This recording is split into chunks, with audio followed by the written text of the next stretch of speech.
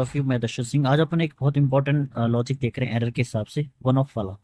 जो ये मान लीजिए सदाबहार क्वेश्चन है और हर कॉम्प्लेक्स के हिसाब से एयरपोर्ट में तो हर साल आने वाली चीज है।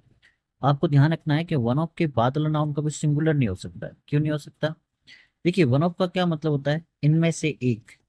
अगर कोई कह रहा है it is one of the important book, ये जो जरूरी किताब में से एक किताब है, तो अगर पीछे ही एक किताब है तो एक से एक कैसे होगा? तो आप डायरेक्ट बोल दो कि भाई ये जरूरी किताब है, तो it is one of the important books, ये जो जरूरी किताबें हैं उनमें से ये एक है। तो वन ऑफ का क्या मतलब होता है? उनमें से एक, जो अपन हिंदी में बोलते हैं ना, उनमें से एक। तो वन ऑफ का कभी भी एरर का क्वेश्चन आए, आपको हमेशा ध्यान रखना, वन ऑफ के बाद वाला नाउन कभी भी सिंगुलर नहीं हो सकता, क्योंकि एक में से एक कभी नहीं होगा। कम से कम पीछे दो होंगे, कितने भी हो सकते हैं, पर मिनिमम दो होंगे, उनमें से एक होगा। क्वेश्चंस कैसे आते हैं देखिए, one of my brother told me about the sad demise of your uncle.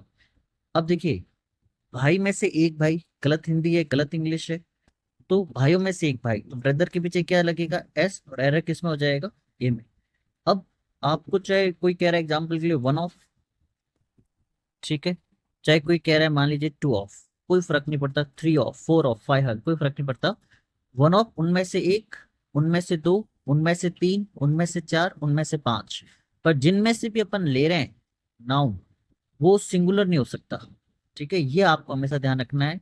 वो हमेशा प्लूरल नाउन नहीं होगा, क्योंकि एक में से कभी नहीं होता। अगर आप दो कह रहे हो तो पीछे मिनिमम तीन होने चाहिए, बाकी कितने भी कोई फर्क नहीं है।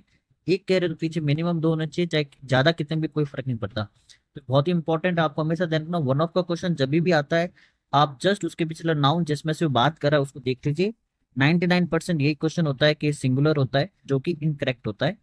तो यहाँ पे क्या हो जाएगा ब्रदर्स, और यहाँ पे बुक्स है, जो बिल्कुल सही है। मुझे उम्मीद है ये पॉइंट आपको समझ में आया होगा। वीडियो को लाइक करेगा, चैनल सब्सक्राइब करेगा। Thank you for watching.